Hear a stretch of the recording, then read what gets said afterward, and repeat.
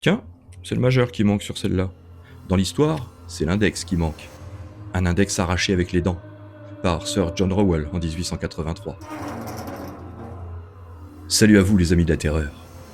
Il y a des peurs qui traversent les siècles. Des peurs qui nous saisissent au collet comme une main rigide. Cette main, c'est celle de Guy de Maupassant. Enfin, celle qu'il a apposée dans la mémoire collective à travers ces deux nouvelles d'épouvante, La main d'écorché, qui était parue en 1875, sous le pseudonyme de Joseph Prunier, et puis une deuxième version un peu remaniée, qui s'intitule simplement La main, sous son vrai nom Guy de Maupassant en 1883. Alors c'est probablement ce qui a inspiré la chose qu'on retrouve dans la famille Adams, qui se balade, la petite main qui se balade un peu partout, et puis ça a inspiré aussi pas mal d'histoires comme ça, et notamment l'histoire d'aujourd'hui.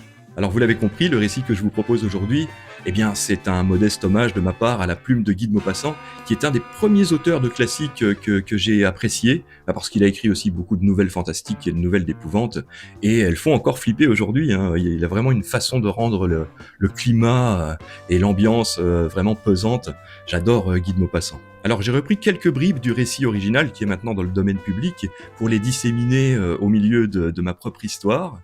Mais si ce n'était pas seulement une légende? Et si cette main assassine qui a traversé les siècles venait se glisser sous vos draps pour resserrer ses doigts autour de votre gorge?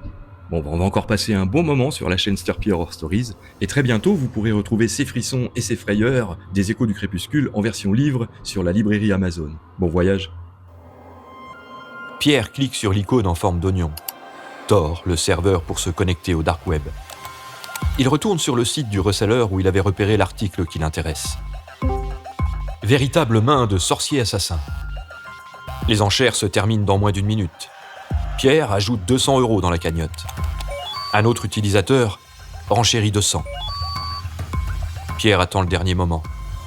5, 4, 3, 2... Il envoie 100 € de mieux.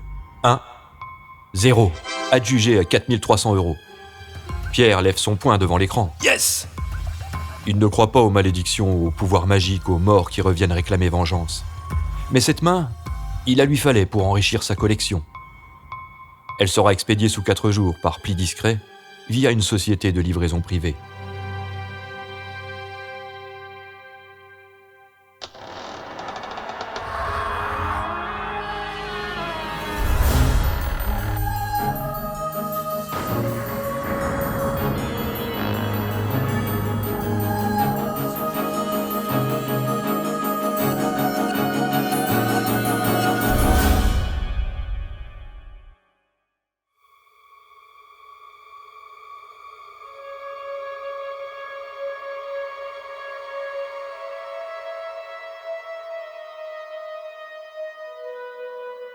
Bienvenue dans ce nouvel écho du crépuscule.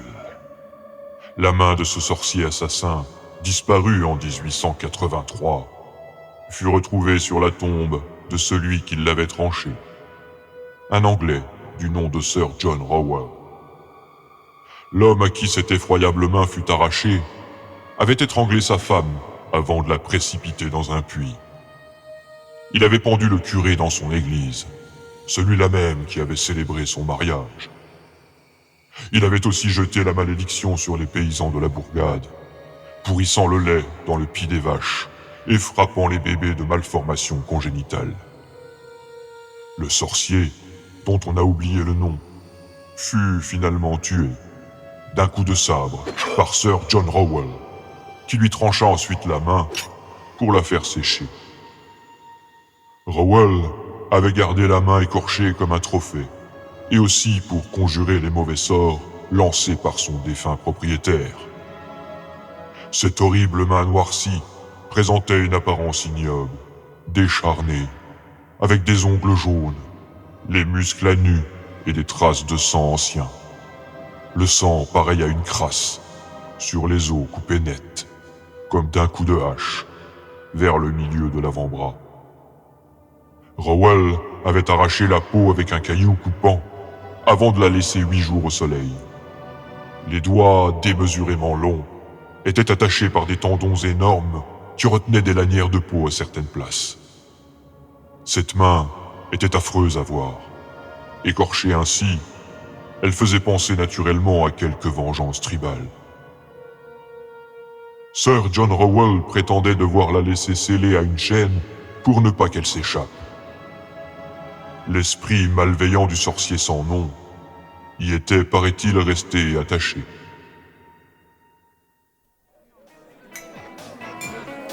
Ah, c'est des conneries tout ça, dit Bertrand en haussant les épaules.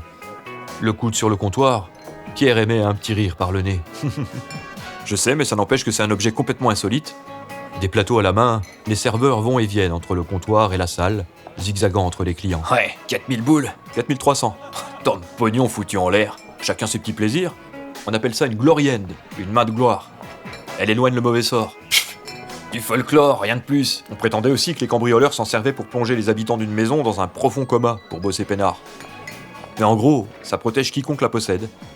C'est une main authentique, hein. Il lui manque même un doigt, arraché par les dents de son dernier possesseur. Foutu geek. Voilà, tu me vexes. Je suis pas un geek, je suis un collectionneur averti.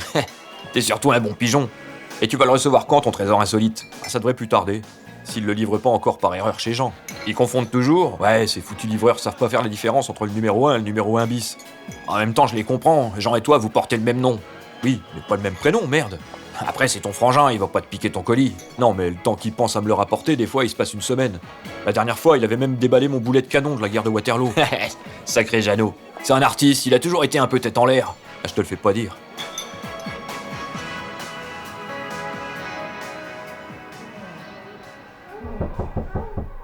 Pierre cogne contre la cloison. Jean a encore ramené une nouvelle conquête dans son lit, comme chaque week-end. Il attrape son téléphone sur la table de nuit et sélectionne Jean, dans le répertoire.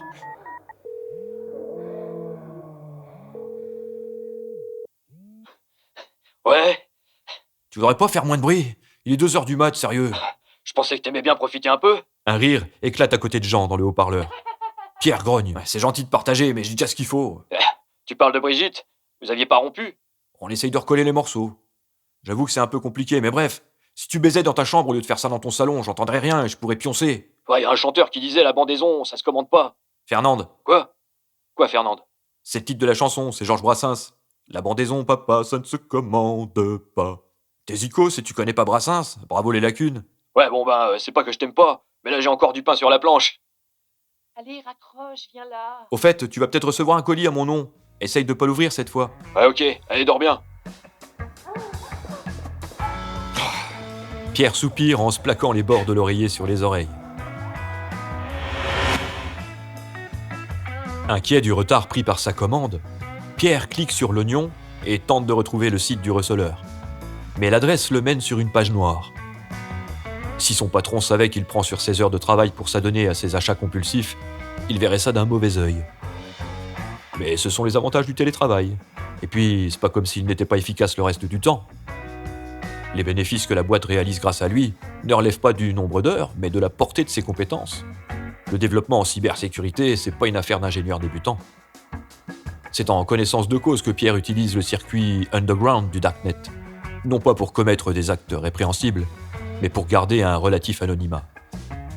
Et puis acheter des objets rares, même si parfois c'est un peu borderline. Comme cette main, il est évident que le vendeur n'en a pas hérité de son grand-oncle, contrairement à ce qu'il prétendait dans la description. Mais c'était vraiment un coup de cœur. Pierre adore l'effervescence de cette attente, à chaque fois qu'il commande un nouvel objet. Ses nouveaux visiteurs s'étonnent toujours de la déco de son appartement. Son salon est tendu de noir, de soie noire brodée d'or. De grandes fleurs jaunes courent sur l'étoffe sombre, brillent comme du feu. Mais si seulement les visiteurs pouvaient entrer dans sa pièce à collectionner, ils s'étonneraient bien plus. Les rares privilégiés à pénétrer dans son antre y voient une sorte de musée fantastique. D'autres, comme son ami Bertrand, y voient un foutoir à vieilleries. Des sabres, des colliers d'os, des masques mortuaires, une boîte à musique détraquée, des peintures anciennes d'artistes anonymes. Des croûtes dont je voudrais même pas si on me les donnait, le charrie souvent Bertrand, à propos de ses œuvres qu'il qualifie également de sinistres et complètement barrées. L'acte de condamnation d'un sorcier brûlé au XVIe siècle, encadré par Pierre au-dessus d'une table à Ouija, avait foutu la chair de poule à Bertrand, avant qu'il ne décrète que c'était probablement un faux. D'après lui, les signatures du condamné, une croix, et des bourreaux, 2 croix, sont trop nettes pour être d'époque. La main écorchée sera du plus bel effet juste à côté de ce cadre. Si elle arrive un jour. Toujours pas de réponse à son mail envoyé hier à la société de livraison. Sans l'option suivi de colis, la main peut très bien s'être égarée dans la nature ou avoir été interceptée par une douane. Le pays d'expédition n'était pas mentionné.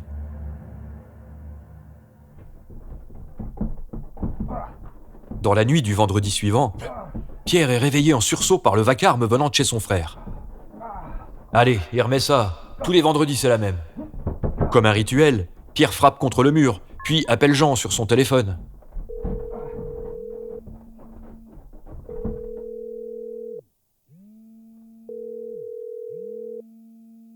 Cette fois, il ne répond pas, mais le bruit a cessé. Pierre se rendort.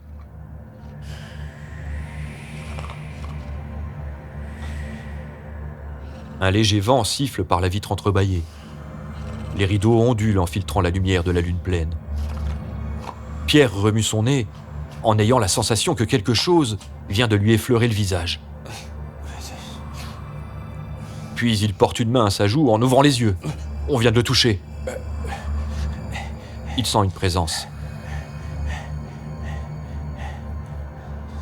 Son regard ensommeillé scrute la chambre. Le radio-réveil indique 4h10. Dans les reflets rouges des chiffres numériques, il lui semble capter un léger mouvement. Une ombre qui se déplace en s'éloignant de la source lumineuse. Mais lorsque l'ombre passe dans un ray propagé entre les rideaux, ce n'est plus une ombre mais une silhouette que Pierre distingue. La silhouette d'un colosse. Pierre se raidit sous ses draps. 2 yeux luisants plantés dans un visage massif et plissé, les joues hérissées d'une limaille grise, le colosse amorce un rictus en avançant vers la droite du lit. Une étrange odeur de chair doucereuse circule dans la pièce. La lèvre supérieure du géant se retrousse sur un angle, en même temps qu'il se penche, pour venir coller son nez à celui de Pierre. Il sent son haleine chaude glisser sur sa joue, chargée d'une moiteur au relent faisandé. Il peut à présent voir les vaisseaux sanguins éclater dans le blanc de ses yeux. L'apparition la grippe de sa main gauche et secoue son biceps en chuchotant. Pierre tente de dégager son bras de l'étau qui lui broie le muscle. Il remarque avec horreur que l'avant-bras droit de l'homme n'est qu'un moignon atrophié, une boule de viande violacée qui se rétracte quelques centimètres au-dessus du poignet. Le géant au faciès buriné répète « Pierre roule de l'autre côté du lit et tombe sur le plancher. Ses talons s'écorchent contre les fibres du bois, tandis qu'à reculons sur ses fesses, il se réfugie dans le coin de la chambre.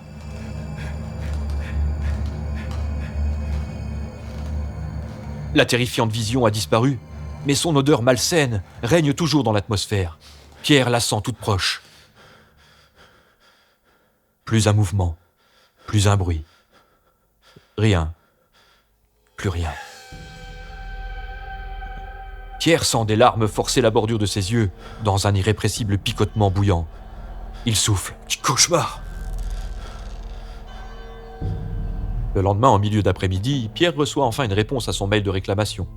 La boîte de livraison confirme que le colis a bien été livré, pas plus tard qu'hier. Il peste. Jeannot, il va m'entendre. À tous les coups, ils se sont encore trompés et ont livré le paquet chez Jean. Cette tête en l'air aura oublié de le lui rapporter.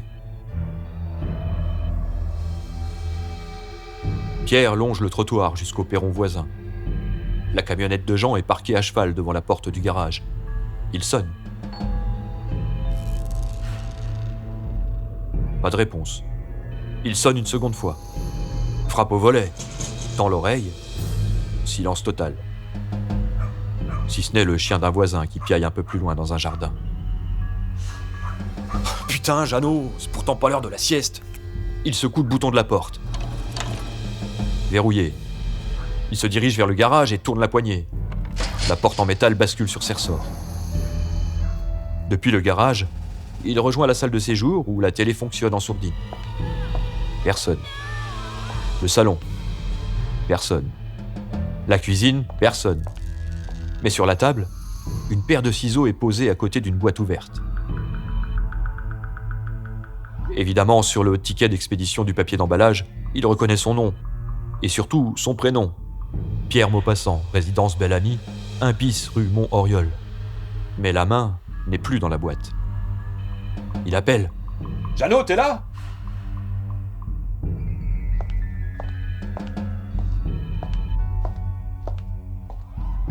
En arrivant dans le couloir menant au sanitaire, son pied glisse sur une flaque visqueuse. Il se rattrape de justesse au radiateur. Le corridor est mal éclairé, il presse l'interrupteur. La lumière blafarde lui révèle un tableau d'horreur qui le fait reculer d'un pas. Puis les mains sur la bouche, il s'approche à nouveau. Jean gît par terre, inerte, ses jambes sur le carrelage et l'autre moitié du corps sur le balatum de la salle de bain. Quand il découvre le visage de son petit frère, son cœur se tord dans sa poitrine. La langue pendante, le teint bleui, les yeux exorbités ouverts sur le néant. Jean n'est plus qu'un bloc de chair morte. Une indicible frayeur s'est figée dans ses rétines vitreuses. Ce que Jean a pu voir avant de mourir devait être absolument abominable, au regard de l'expression terrifiée de sa face terreuse. Plus bas, sous son menton, 4 trous ensanglantés meurtrissent son cou. La jugulaire percée brille de dégoulinements coagulés, tandis qu'une parcelle de peau chiffonnée révèle la glotte à moitié broyée. Un bruit l'incite à se retourner, juste à temps pour apercevoir une forme galoper à ras du sol sur la moquette du salon, puis disparaître sous un meuble. Pierre refuse de croire ce que lui suggère son esprit. Mais le cauchemar de cette nuit lui revient. Ce colosse auquel il manquait une main.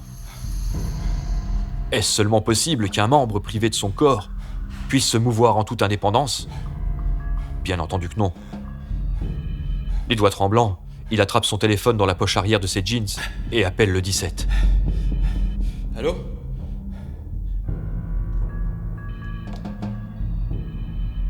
L'inhumation a lieu 12 jours plus tard, après une autopsie. L'enquête se poursuit sans beaucoup d'éléments. Les parents de Pierre et Jean sont éplorés. Mes condoléances. Bertrand retient ses larmes, pince ses lèvres en étreignant son ami devant le cercueil ouvert. « Oh mon pauvre Pierrot, tu dois être tellement secoué !» Pierre déglutit. Il occulte sa tristesse derrière une façade de convenance. L'embaumeur a fait un travail remarquable. Les trous et les marques de strangulation paraissent n'avoir jamais été là. Toujours aucune idée de qui aurait pu faire ça. Le flic de la scientifique a trouvé vraiment étrange que les doigts de l'agresseur aient transpercé la gorge, tu vois. Il m'a dit texto, on dirait qu'il a été étranglé par un squelette. Mais un squelette auquel il manque l'index. L'analyse ADN n'a rien révélé. Mais bon, ça a contribué à m'innocenter, quoi. Ça et puis la taille de la poigne qui lui a arraché la vie. Je sais que Jean était parfois facétieux, mais je me doute bien que tu aurais été incapable de le tuer. Tu peux venir dormir à la maison si tu veux. On ne sait jamais que le meurtrier revienne. Non, c'est très gentil, Bertrand. T'es un véritable ami, mais je dois remettre de l'ordre chez Jean et soutenir mes parents. Je t'aiderai pour l'appartement de ton frère si tu veux. Merci, mon pote. Merci.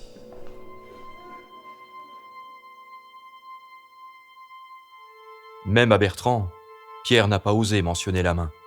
Son ami serait le premier à le traiter de fou.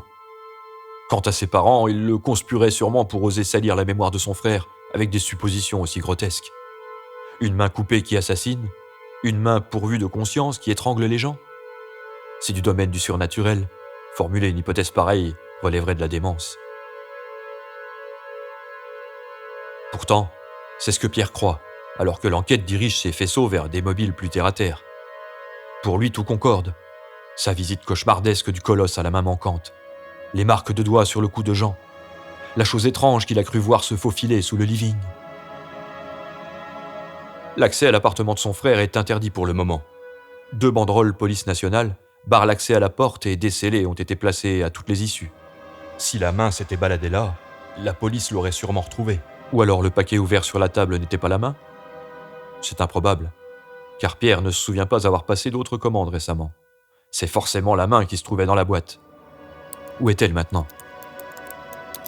Tout en tapotant sur le clavier de son ordi posé sur ses jambes, il se questionne. Le meurtre de son frère n'aurait rien à voir avec le colis ? C'est tout à fait plausible, seulement les policiers n'ont relevé aucune effraction. Personne ne semble s'être introduit chez Jean. Il était seul. Ces derniers jours ont été éprouvants. Pierre manque de sommeil et ses yeux piquants papillotent, fatigué par la radiance de son écran. Il n'a pas la tête à travailler, il baisse les paupières et somnole.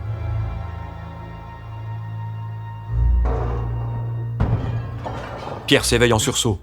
Ça venait de chez Jean. Il se lève, colle son oreille au mur. Il lui semble entendre un grattement de l'autre côté. Son cœur accélère. Doit-il appeler la police ? Un chat pourrait s'être immiscé par le soupirail de la cave, ou alors un rat. Mais Pierre sait que ce n'est rien de tout ça. Inquiet, il repense à l'invitation de Bertrand.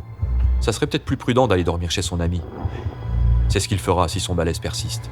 L'angoisse grandissante qui le ronge a même surpassé la tristesse d'avoir perdu son frère. Les grattements ont cessé. Pierre secoue la tête. Qu'est-ce qui m'arrive ? Après un coup de téléphone à ses parents, il mange puis va se coucher. Comme chaque soir, il ne parvient pas à trouver le sommeil. Il laisse la lampe de chevet allumée. Et de nouveau, il perçoit le grattement derrière la cloison. Ça se déplace en cliquetant le long des plaintes. Ce bruit lui flanque le frisson. Il se redresse, s'adosse à la tête du lit, tend l'oreille.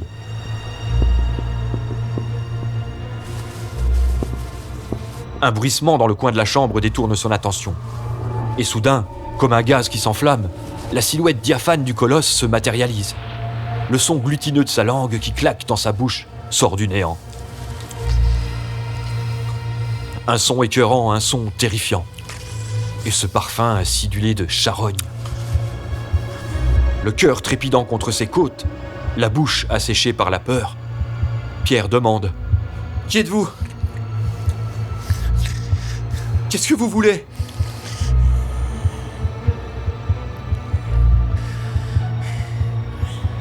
La silhouette massive s'opacifie en s'approchant.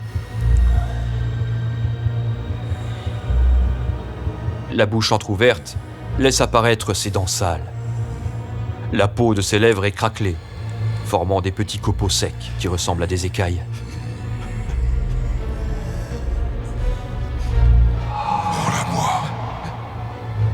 Rends-la-moi!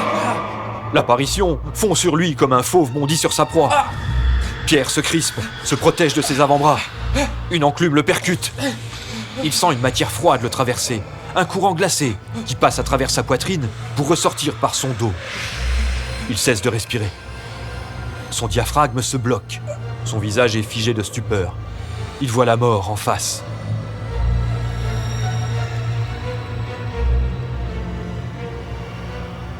Quand il rouvre les yeux, le soleil est déjà dans l'angle supérieur de la fenêtre ouverte. Elle était fermée hier soir, avant le cauchemar. Mais ce qu'il croit être un cauchemar ne s'achève pas avec la venue du jour. Sur le mur au-dessus de lui, une gigantesque main grisâtre aux ongles jaunes s'agrippe à l'abat-jour de l'applique en gigotant. Il voit les ligaments desséchés se contracter. Il voit les os coupés nets, les muscles qui actionnent les articulations. Elle descend maintenant le long de l'arceau de la tête de lit, à la manière d'une araignée géante. Une main à 4 doigts, à laquelle l'index manque. Arraché, paraît-il, avec les dents par Sir John Rowell en 1883. Pierre saute en bas du lit et, dans le même temps, la main atterrit sur le drap, avec un sinistre... Pierre recule en longeant la commode, sa paume glissant sur le bois ciré. Avec une raideur cadavérique, la main avance jusqu'au bord du lit et se laisse tomber sur le parquet.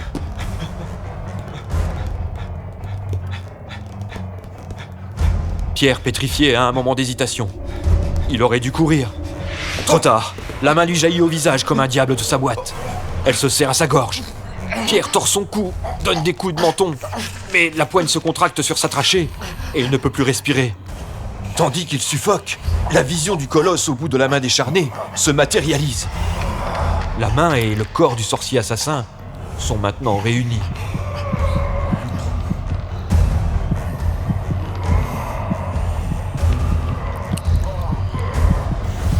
La flamme de vie dans les yeux de Pierre s'éteint en même temps que la malédiction.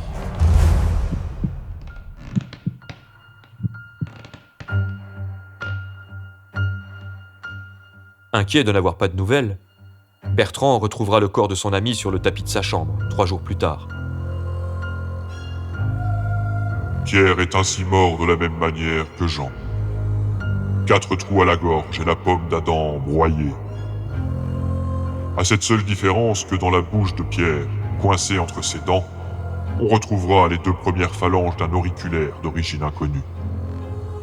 Pierre est parvenu à couper ce doigt de son agresseur en mordant avec la hargne du désespoir. La police travaille sur l'échantillon pour identifier l'assassin, dont on n'a pas trouvé d'autres traces.